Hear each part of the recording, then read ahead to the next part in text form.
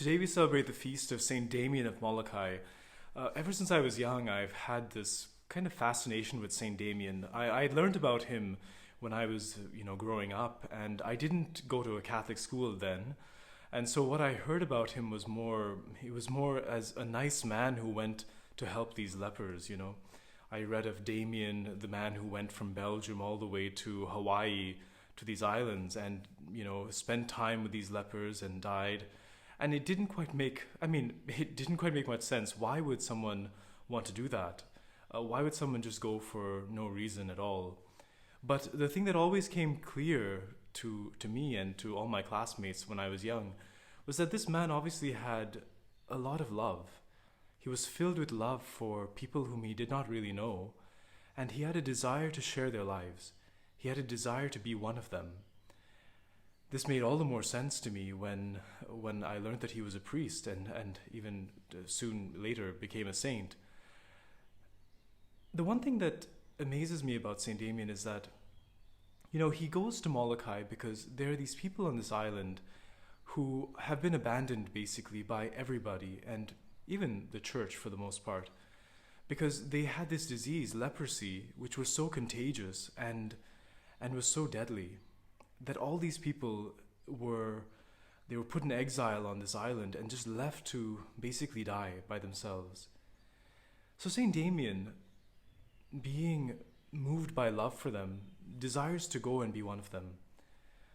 He volunteers in fact to go and live on the island with them, to take care of them spiritually, to hear their confessions, but even to be a kind of doctor, physician for them, to tend to their wounds, to do what many people on the island themselves could not do.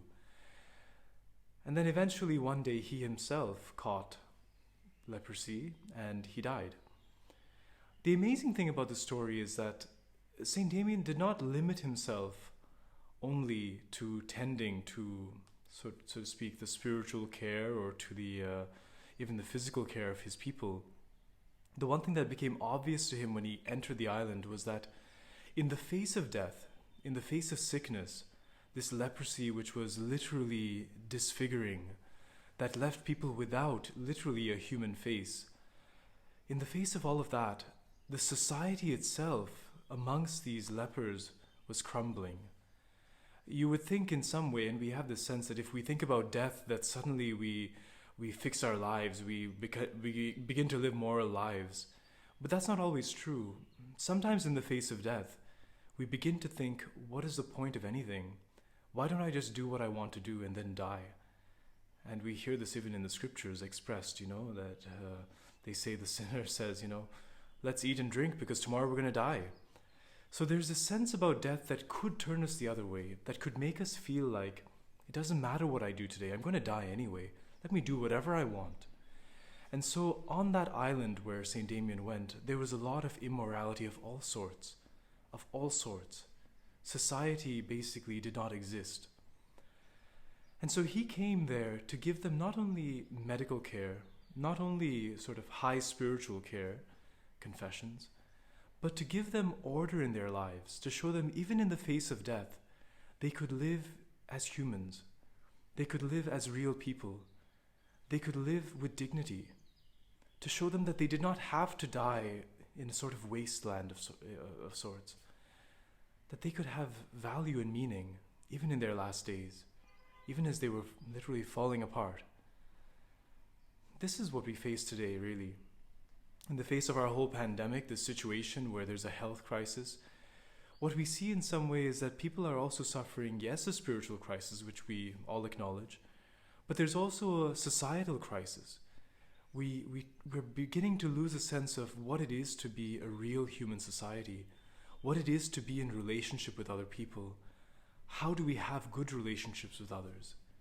We're afraid for our lives, and that's not a bad thing.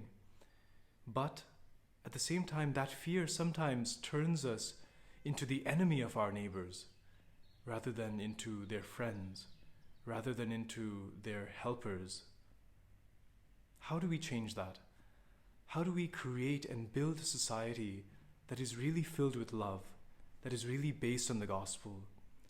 This is what St. Damien's example challenges us to look at. He challenges us by his love, by his self-giving, to become one of those who are sick, to become one with them, to share in their misery, to share in their lot, but then to help them build up dignity and meaning in their lives, so that they can see that even in the face of death, there is value to who they are. In fact, that value has always been there, and they have never lost it, and they can never lose it.